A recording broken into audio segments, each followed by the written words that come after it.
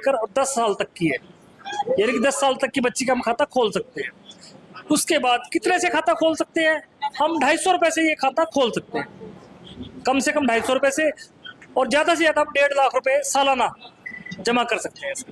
मान के चलते हैं एक बच्ची का जन्म हुआ है और उसका हम 1000 रुपये महीने से खाता खोलते हैं, तो 15 साल तक हम मान के चले 1000 रुपये महीना हम उसका खाता खोल देते हैं।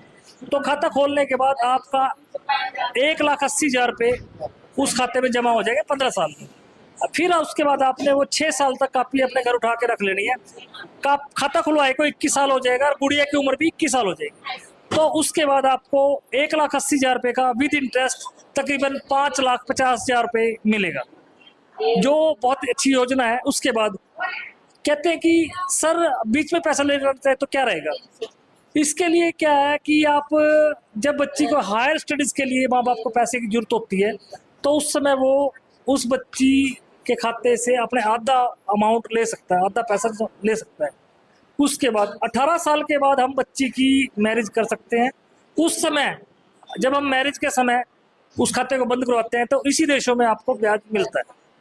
और 21 साल बाद तो मैंने आपको बता ही दिया, मैच्योरिटी है खाता खुलवाने के 21 साल बाद। कौन लोग हैं इस योजना के पात्र हो सकते हैं? वो माँ बाप इस और सुकन्या इस योजना का फायदा ले सकती है जिस कन्या की उम्र 0 से लेकर और 10 साल तक है।